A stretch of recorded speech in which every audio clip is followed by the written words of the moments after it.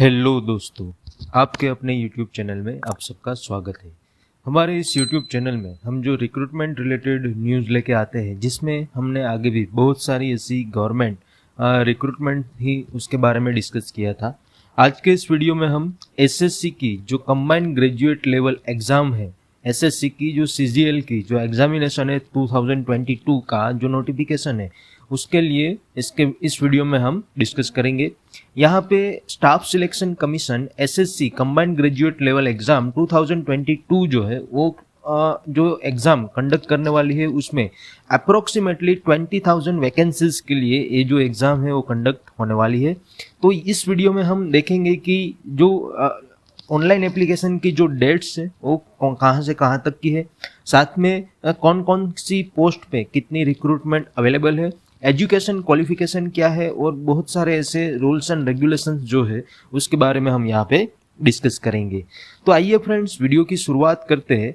सबसे पहले यहाँ पे एसएससी की जो CGL combined graduate level examination 2022 का जो ऑफिशियल नोटिफिकेशन है, यहाँ पे आप देख सकते हैं कि dates for submission of online application जो है वो आप 17 सितंबर से 8 अक्टूबर तक, यानी कि अब 8 दिन, लास्ट 8 दिन जो है वो बचे हैं, तो 8 अक्टूबर तक आप अप्लाई कर सकते हो। यहाँ पे साथ ही में ऑनलाइन फ़ी पेमेंट के लिए आपको एक दिन एक्स्ट्रा दिया हुआ है, यानी कि 9 अक्टूबर तक आप ऑनलाइन फ़ी पेमेंट जो है वो कर सकते हो, और चलन के थ्रू पेमेंट की लास्ट डेट है वो 10 अक्टूबर है। साथ ही में यहाँ पे एप्लीकेशन फॉर्म में करेक्शन के लिए और ऑनलाइन पेमेंट में यहाँ पे हम देख सकते हैं कि 12 अक्टूबर से 13 अक्टूबर तक जो विंडो है वो ओपन रहेगी। और ये जो एसएससी सीजीएल की जो एग्ज़ाम है वो बेसिकली 2 टायर में कंडक्ट होती है, टायर 1 एंड टायर 2। तो यहाँ पे टायर 1 की जो कंप्यूटर बेस्ड एग्जामिनेशन है उसकी टेंटेटिव जो मंथ हम बोल सकते हैं वो है दिसंबर 2022, और टायर 2 की जो एग्जामिनेशन है उसके बारे में आपको लेटर ऑन नोटिफाई किया जाएगा। तो यहाँ पे जो ऑफिशियल नोटिफिकेशन है वो आपको यहाँ देख सकते हैं। साथ ही में यहाँ पे government tries to have a workforce which reflects gender balance and women candidates are encourage to apply. That means कि यहाँ पे आप अप्लाई कर सकते हो। फ्रेंड्स, आगे देखते हैं तो यहाँ पे हम देख सकते हैं कि यहाँ पे डिफरेंट पोस्ट जो है उसकी डिटेल्स आपको दी हुई है। तो वन बाय वन हम उसके बारे में डिस्कस करते हैं। फर्स्ट ऑफ ऑल आपको यहाँ पे पे लेवल 8 की जो पोस्ट है उसके बारे में डिस्कस किया हुआ है, जिसमें 47,600 से लेके 1,51,100 तक की सैलरी जो है उसके रेंज में अकॉर्डिंगली हो सकती है। तो उसमें पोस्ट कौन कौन सी है, तो 2 पोस्ट है। फर्स्ट पोस्ट है असिस्टेंट ऑडिट ऑफिसर। यहाँ पे आपको कौन सी मिनिस्ट्री या डिपार्टमेंट या ऑफिस या कैडर मिलेगा, तो आपको Indian audit and account department under CNAG के अंडर में जो Indian audit and account department है वहाँ पे आपकी पोस्टिंग हो सकती है। और पोस्ट की क्लासिफिकेशन क्या है, तो आपको यहाँ पे group B gazetted non ministerial post जो है वो आपको मिलेगी, और एज लिमिट आपकी 30 ईयर, दैट मीन्स कि 30 साल से आपकी एज जो है उससे ज़्यादा होनी नहीं चाहिए। साथ ही में यहाँ पे दूसरी पोस्ट के बारे में आप देख सकते हैं कि असिस्टेंट अकाउंट ऑफिसर की पोस्ट है, सेम CNAG की Indian audit and account department के अंडर में पोस्ट है। ये भी ग्रुप बी गेजेटेड है और नॉन मिनिस्ट्रियल पोस्ट है। इसमें भी आपकी एज जो है वो 30 साल से ज़्यादा नहीं होनी चाहिए। आगे देखते हैं, दूसरा पे लेवल है वो है पे लेवल 7। यहाँ पे पे लेवल 7 में आपको 44,900 टू 1,42,400 तक की सैलरी जो है वो आपको मिल सकती है। यहाँ पे भी बहुत सारी डिफरेंट पोस्ट है, वन बाय वन हम देखते हैं। तो यहाँ पे असिस्टेंट सेक्शन ऑफिसर है सेंट्रल सेक्रेटरिएट सर्विस में, group B officer, 20 to 30 year आपकी एज होनी चाहिए। Assistant section officer intelligence bureau में है, वो भी ग्रुप बी है, और इसमें भी आपकी एज जो है 30 ईयर्स से ज़्यादा नहीं होनी चाहिए। साथ ही में असिस्टेंट सेक्शन ऑफिसर की भी बहुत सारी दूसरी पोस्ट है, जिसमें ministry of railway, ministry of external affairs, AFHQ, ministry of electronic and information technology के जो डिपार्टमेंट्स है वहाँ पे असिस्टेंट सेक्शन ऑफिसर की पोस्ट है। सारी की सारी पोस्ट हम यहाँ पे देख सकते हैं कि ग्रुप बी की पोस्ट है, और इन सब में आपकी एज जो है वो 20 to 30 ईयर और 30 ईयर से ज़्यादा नहीं होनी चाहिए। आगे देखते हैं तो आगे की जो पोस्ट है वो assistant section officer other ministries and department organisation group B की है। इसमें भी 30 साल से आपकी एज जो है वो ज़्यादा नहीं होनी चाहिए। साथ ही में इंस्पेक्टर ऑफ इनकम टैक्स और inspector central excise, inspector preventive officer, inspector examiner की जो पोस्ट है वो सीबीडीटी सीबीआईसी के अंडर में है। यहाँ पे इंस्पेक्टर इनकम टैक्स जो है ग्रुप सी की पोस्ट है और बाकी की पोस्ट ग्रुप बी की पोस्ट है, और इसमें भी आपकी एज जो है 30 साल से ज़्यादा नहीं होनी चाहिए। नेक्स्ट जो पोस्ट है वो है असिस्टेंट इन्फॉर्मेंस ऑफिसर। इसमें डायरेक्टरेट ऑफ एनफोर्समेंट और डिपार्टमेंट ऑफ रेवेन्यू में ग्रुप बी की जो पोस्ट है उसमें भी आपकी एज 30 ईयर से ज़्यादा नहीं होनी चाहिए। देन सब इंस्पेक्टर की पोस्ट है CBI central bureau of investigation में ग्रुप बी की पोस्ट है। इंस्पेक्टर की पोस्ट है, इंस्पेक्टर की post department of post ministry of communication and central bureau of narcotics ministry of finance में जो पोस्ट है वो अवेलेबल है। दोनों ग्रुप बी की पोस्ट है और उसमें भी आपकी एज जो है वो 30 साल से ज़्यादा नहीं होनी चाहिए। आगे का लेवल देखते हैं तो आगे का लेवल है पे लेवल 6। तो पे लेवल 6 में सैलरी स्ट्रक्चर रहेगा 35,400 टू 1,12,400। यहाँ पे जो पोस्ट है वो फर्स्ट पोस्ट असिस्टेंट की है, that means other ministries department organisation group B की पोस्ट है और एज जो है सब में 30 साल से ज़्यादा नहीं होनी चाहिए। Divisional accountant, sub inspector, junior intelligence officer, junior statistical officer, तो अलग अलग डिपार्टमेंट में सारी पोस्ट अवेलेबल है। सब की सब पोस्ट पे लेवल 6 में ग्रुप बी की पोस्ट है और सारी पोस्ट में एज लिमिट जो है वो 30 साल से ज़्यादा नहीं होनी चाहिए। आगे देखते हैं तो आगे का जो पे लेवल है वो है पे लेवल 5। पे लेवल 5 में सैलरी स्ट्रक्चर आपका रहेगा 29,200 टू 92,300। यहाँ पे फर्स्ट ऑफ ऑल हम देख सकते हैं कि ऑडिटर की पोस्ट है, office under C and A G, C G D A और अदर मिनिस्ट्री जो डिपार्टमेंट में ऑडिटर की पोस्ट है, सारी की सारी पोस्ट पे लेवल 5 में ग्रुप सी की पोस्ट आप देख सकते हैं और इसमें आपकी एज जो है वो 18 साल से ज़्यादा और 27 साल से कम होनी चाहिए। और दूसरी पोस्ट जो है वो अकाउंटेंट की और जूनियर अकाउंटेंट की पोस्ट है, वो भी डिफरेंट डिपार्टमेंट में यहाँ पे अवेलेबल है। साथ ही में पे लेवल 4 के बारे में डिस्कस करते हैं तो पे लेवल 4 में जो पोस्ट है उसका सैलरी स्ट्रक्चर रहेगा 25,500 टू 81,100।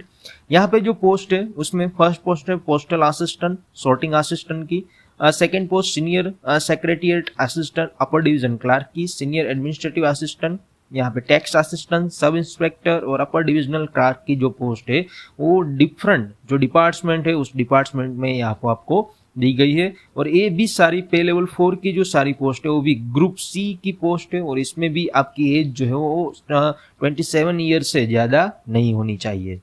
आगे देखते हैं फ्रेंड्स, तो अब एज लिमिट कितनी है, कितनी होनी चाहिए। तो यहाँ पे आपको एज लिमिट दी गई है for the post for which age limit 80 to 27 year. जिस पोस्ट में एज लिमिट 18 से 27 साल के बीच में है उसमें candidate must have been born not earlier than 2/1/1995 and later than 1/1/2004, यानी कि 2 जनवरी 1995 के पहले और 1 जनवरी 2004 के बाद जिसका बर्थ होगा वो उसमें अप्लाई नहीं कर सकता। इन दोनों के बीच में जिसका बर्थ होगा वो अप्लाई कर सकता है। सेम वे 20 टू 30 ईयर्स के लिए भी आपको डेट दी गई है 2 जनवरी 1992 और 1 जनवरी 2002 के बीच में जिसका बर्थडे है वो यहाँ पे अप्लाई कर सकते हैं। सेम वे 18 से 30 और 18 से 32 के लिए भी आपको बर्थ डेट और ईयर और मंथ के साथ आपको यहाँ पे रेंज दी गई है, तो उसके हिसाब से आप यहाँ पे अप्लाई कर सकते हो। आगे देखते हैं तो यहाँ पे एसेंशियल एजुकेशनल क्वालिफिकेशन जो है वो क्या रहेगी। तो यहाँ पे डिफरेंट पोस्ट के लिए जो एजुकेशन क्वालिफिकेशन है वो आपको दी गई है। फर्स्ट असिस्टेंट ऑडिटर ऑफिसर के लिए, असिस्टेंट अकाउंट ऑफिसर के लिए bachelors degree from a recognized university और इंस्टीट्यूट। और डिजायरेबल क्वालिफिकेशन क्या है, तो CA, cost and management accountants और company secretary, master in commerce और MCom, master in business studies, master in business and administration finance, ऐसी सारी पोस्ट है, ऐसी सारी क्वालिफिकेशन है वो डिजायरेबल क्वालिफिकेशन है। और यहाँ पे जो प्रोबेशन के लिए जो प्रोबेशन का पीरियड है, direct recruit shall have to qualify the subordinate audit and account service examination. यहाँ दैट मीन्स कि प्रोबेशन के बाद आपको जो क्वालिफाई करना है तो ये सारी एग्जामिनेशन आपको क्वालिफाई करने के बाद आपको डायरेक्ट रिक्रूटमेंट में आ सकते हैं। दूसरी जो पोस्ट है वो है जूनियर स्टेटिस्टिकल ऑफिसर के लिए। तो यहाँ पे भी आपके पास क्वालिफिकेशन के लिए bachelors degree in any subject from recognised university होनी चाहिए और एटलीस्ट 60% मार्क्स जो है मैथमेटिक्स में 12th स्टैंडर्ड में आपके पास होने चाहिए। सेम वे बाकी की सारी जो पोस्ट है, ऑल अदर पोस्ट के लिए भी यहाँ पे bachelor degree from recognised university और उस सारी की सारी जो पोस्ट और रिक्वायरमेंट है होनी चाहिए। दैट मीन्स कि यहाँ पे assistant auditor officer, assistant account officer के लिए कुछ क्वालिफिकेशन एंड डिजायरेबल क्वालिफिकेशन आपको दी हुई है। बाकी की ऑलमोस्ट सारी पोस्ट के लिए आपके पास ग्रेजुएशन अगर आप है तो एसएससी सीजीएल की जो एग्जामिनेशन है उसमें आप अपीयर हो सकते हैं। एंड यहाँ पे आपको स्पेशली दिया हुआ है कि the candidate who have appeared in their final year of their graduation can also apply. जो कैंडिडेट अपने फाइनल ईयर की ग्रेजुएशन की एग्जाम में उसमें अपीयर हो रहे हैं तो उसमें वो कैंडिडेट भी इसमें अप्लाई कर सकते हैं। बट जो उसकी क्वालिफिकेशन है, जो कट ऑफ बाहर आएगा, दैट मीन्स कि 8 अक्टूबर, दैट मीन्स 8 अक्टूबर 2022 से पहले अगर उसका रिजल्ट उसके पास है तो वो जो कैंडिडेट्स है उसमें अप्लाई कर सकते हैं। साथ ही में यहाँ पे आपको how to apply, that means कि ये जो एसएससी सीजीएल की जो पोस्ट जो एग्जामिनेशन है उसके लिए हम किस तरह से अप्लाई कर सकते हैं। तो यहाँ पे ऑनलाइन एप्लीकेशन ऑनलाइन मोड में आपको अप्लाई करना है। वेबसाइट एसएससी की जो है वो यहाँ पे आपको दी गई है https://ssc.nic.in। इस वेबसाइट पे आप जाके ऑनलाइन एप्लीकेशन जो है वो आप फिल कर सकते हो। और यहाँ पे साथ में आपको कुछ एनेक्स्चर भी दिए हुए हैं जिसमें जो registration, one time registration, online application form की सारी जो रिक्वायरमेंट है वो सब इस एनेक्स्चर में आपको डिटेल में दी गई है। तो वहाँ पे जाके आप इस एनेक्स्चर को भी रिफर कर सकते हो। साथ ही में ऑनलाइन एप्लीकेशन के लिए आपको जो फोटो स्कैन करके colour passport size photograph upload करना है वो जेपीजी फॉर्मेट में होना चाहिए और 20 to 50 KB के बीच में उसकी साइज होनी चाहिए।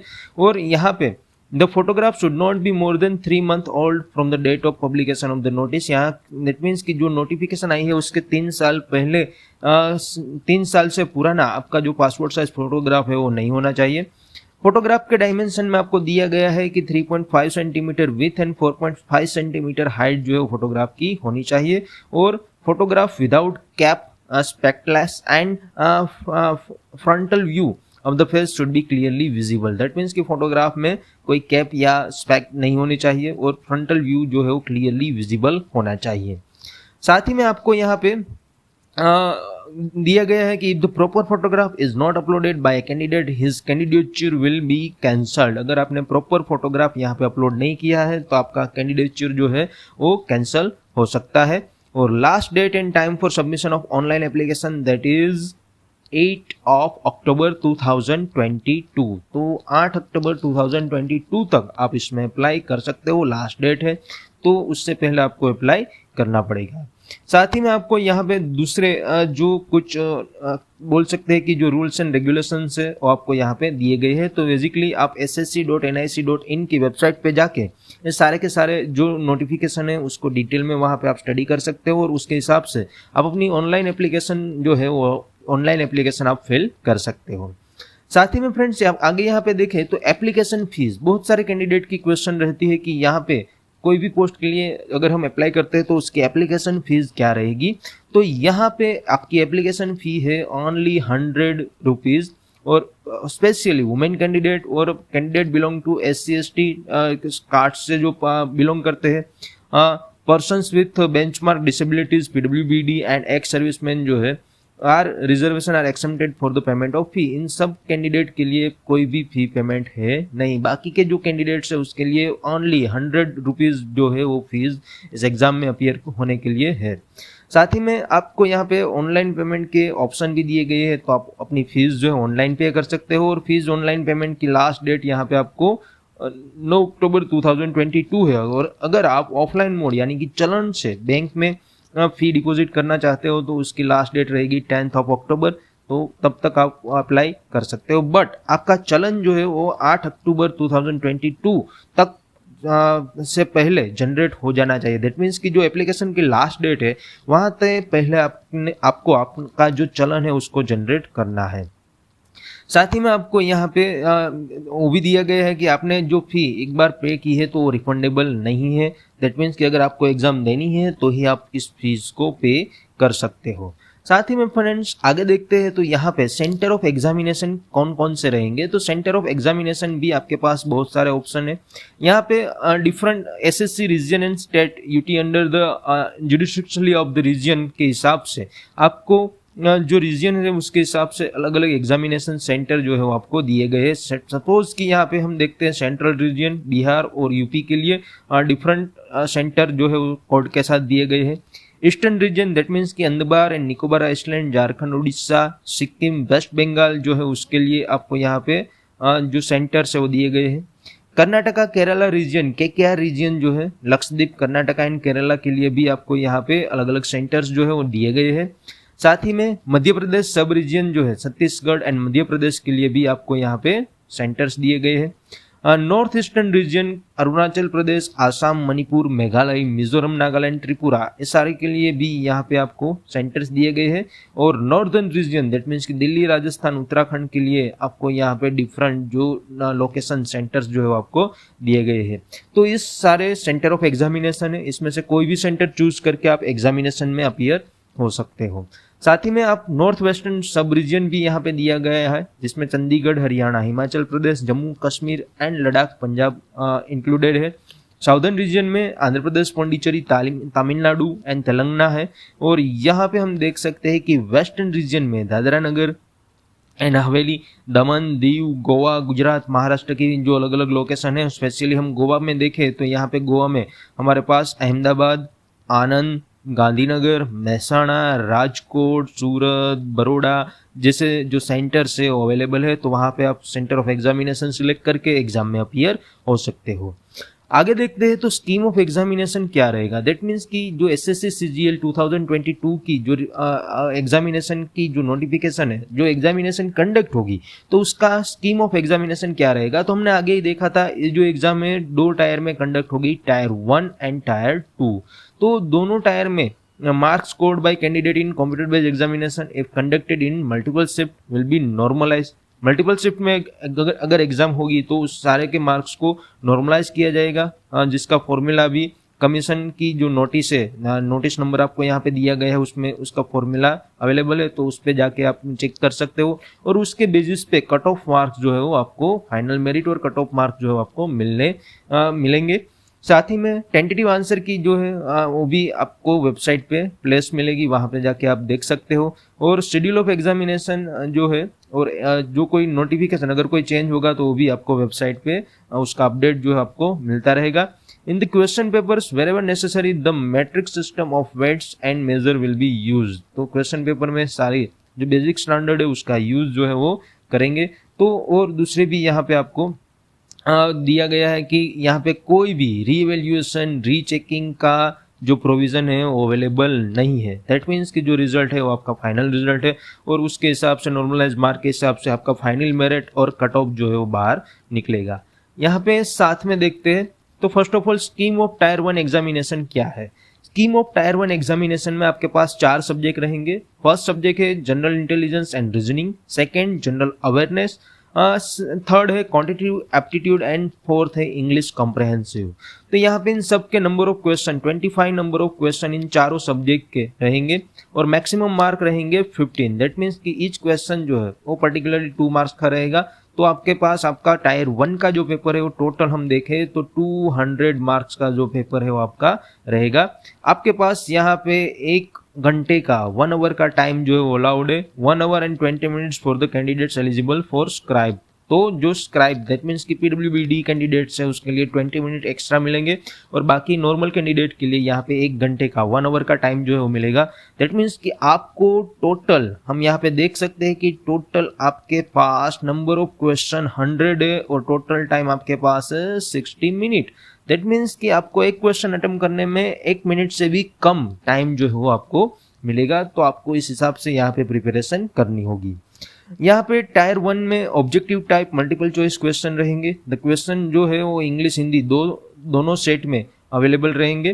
और यहाँ पे there will be A negative marking, वो भी अवेलेबल है। ईच रॉन्ग आंसर के लिए 0.5 नेगेटिव मार्क्स जो है वो आपके डिडक्ट होंगे। बेसिकली स्टेट लेवल की एग्जामिनेशन में 0.25 मार्क्स डिडक्ट होते हैं, बट यहाँ पे एसएससी सीजीएल की जो एग्जामिनेशन है उसमें ईच रॉन्ग आंसर के लिए आपका 0.5 मार्क्स जो है वो डिडक्ट होगा। साथ ही में हम देखते हैं तो टायर 2 एग्जामिनेशन की स्कीम क्या है। टायर 1 की हमने देखी, अब टायर 2 की देखते हैं। तो टायर 2 में आपको 3 पेपर में अपीयर होना है, paper 1, paper 2 and paper 3।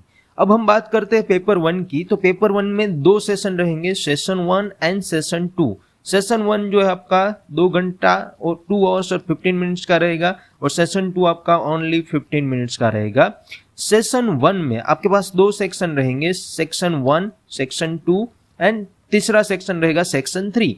Section 1 में मॉड्यूल 1 जो है वो मैथमेटिकल एबिलिटीज के लिए है, module 2 reasoning and general intelligence के लिए है। सेक्शन 2 में module 1 English language and comprehensive, module 2 है जनरल अवेयरनेस, एंड सेक्शन 3 में मॉड्यूल है कंप्यूटर नॉलेज मॉड्यूल। और यहाँ पे नंबर ऑफ क्वेश्चन कितने रहेंगे, तो दोनों मॉड्यूल के 30-30 क्वेश्चन रहेंगे। दैट मीन्स कि सेक्शन 1 में 60 क्वेश्चन, सेक्शन 2 के फर्स्ट मॉड्यूल में 45 और दूसरे में 25 क्वेश्चन, यानी कि टोटल 70 क्वेश्चन, और सेक्शन 3 के मॉड्यूल में 20 क्वेश्चन जो है वो आपके पास रहेंगे। दैट मीन्स कि आपका जो सेक्शन 1 है वो सेक्शन 1 पेपर 1 का जो सेक्शन 1 है उसमें हम अप्रोक्सीमेटली देखें तो आपके पास अप्रोक्सीमेटली 150 क्वेश्चन जो है वो रहेंगे। और यहाँ पे सेक्शन 2 जो है वो data entry speed text module है, तो उसमें 1 डेटा एंट्री टास्क जो है वो आपको दिया जाएगा। मैक्सिमम मार्क्स की हम बात करें तो यहाँ पे 60 क्वेश्चन है, पर क्वेश्चन जो मार्क्स अवेलेबल रहेंगे वो 3 मार्क्स रहेंगे। दैट मीन्स कि 180 फॉर सेक्शन 1 मार्क, सेक्शन 2 के लिए 70 इंटू 3 210 मार्क्स, एंड सेक्शन 3 के लिए 20 इंटू 3 60 मार्क्स आपके पास रहेंगे। सेक्शन 1 के लिए पेपर 1 का जो सेक्शन 1 है उसके लिए कितना टाइम आपके पास अवेलेबल रहेगा, तो 1 आवर फॉर ईच सेक्शन आपको यहाँ पे मिलेगा। दैट मीन्स कि सेक्शन 1 सेक्शन 1 जो है उसमें सेक्शन 1, 2 और 3 सेक्शन है, तो सेक्शन 1 एंड सेक्शन 2 में इस सेक्शन आपको 1 आवर मिलेगा। दैट मीन्स कि आपके पास 2 आवर्स यानी कि 120 मिनट्स अवेलेबल है, तो उसमें आपको ये सारे क्वेश्चन अटेम्प्ट करने हैं। और सेम पीडब्ल्यूबीडी कैंडिडेट्स के लिए 20 मिनट्स जो है वो एक्स्ट्रा आपको मिलेगी। और यहाँ पे जो सेक्शन 3 जो है सेक्शन 3 में आपके पास सेक्शन 3 में 15 मिनट्स का टाइम रहेगा। सेशन 2 के सेक्शन 2 जो 3 है उसमें भी आपके पास 15 मिनट का टाइम रहेगा, और पीडब्ल्यूडीबीडी कैंडिडेट को 20 मिनट जो है वो एक्स्ट्रा मिलेगा। नाउ पेपर 2 जो है वो स्टेटिस्टिक्स का पेपर है, 100 क्वेश्चन रहेंगे, 2 मार्क का एक क्वेश्चन रहेगा, यानी कि 200 मार्क्स रहेंगे, और 2 ओवर दैट मीन्स 2 ओवर 2 घंटे आपको ईच पेपर के लिए मिलेंगे।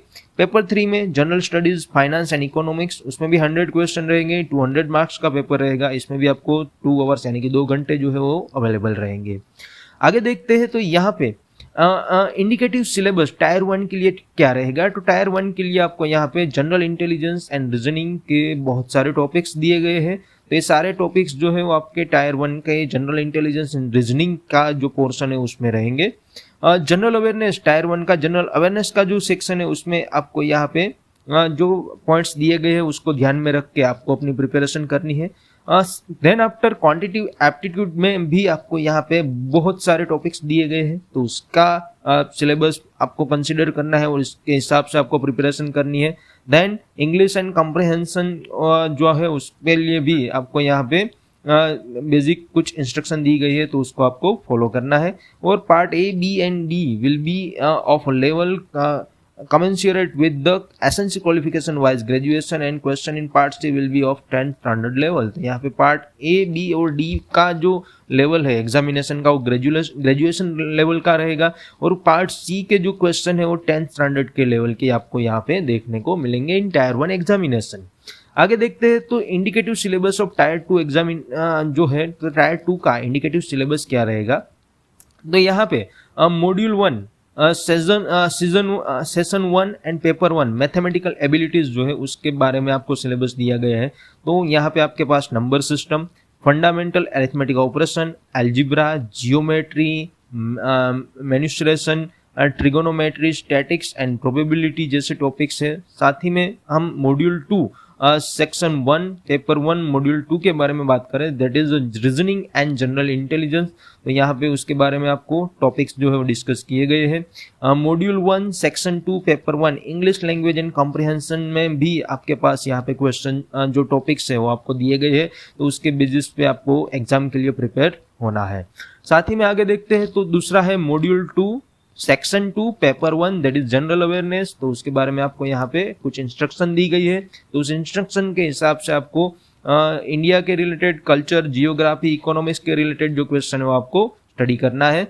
Module 1 section 3 paper 1 computer proficiency में आपको computer basics, software, working with internet and emails जैसे टॉपिक्स है उसके बारे में आपको प्रिपेयर होना है और उसके बारे में आपको प्रिपरेशन करनी है।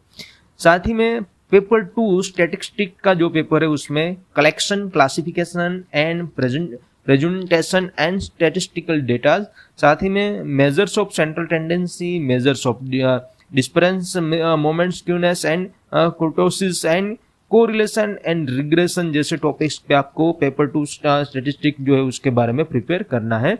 और साथ ही में यहाँ पे दूसरे भी आपको बहुत सारे स्टैटिस्टिक के जो पॉइंट है वो आपको दिए गए हैं, तो उसके हिसाब से भी आपको पेपर 2 के लिए प्रिपरेशन करनी है। साथ ही में यहाँ पे पेपर 3 जो है general studies finance and economics, उसका पार्ट ए जो है फाइनेंस एंड अकाउंट्स 80 मार्क का पार्ट रहेगा, तो उसके लिए आपको यहाँ पे टॉपिक्स दिए गए हैं, तो उसके लिए आपको उसके हिसाब से प्रिपेयर करनी है। पार्ट बी जो है that is economics and governance के 120 मार्क्स जो है उसमें आपको यहाँ पे डिफरेंट टॉपिक्स जो दिए गए हैं उसके हिसाब से आपको अपनी प्रिपरेशन जो है उसके बारे में आपको यहाँ पे करनी है। आगे देखते हैं तो यहाँ पे economics reform in India, money and banking और दूसरे भी बहुत सारे ऐसे टॉपिक्स जो है वो आपको दिए गए हैं और सब टॉपिक भी यहाँ पे आपको अवेलेबल है, तो उसके हिसाब से आपको प्रिपेयर होना है एग्जामिनेशन के लिए।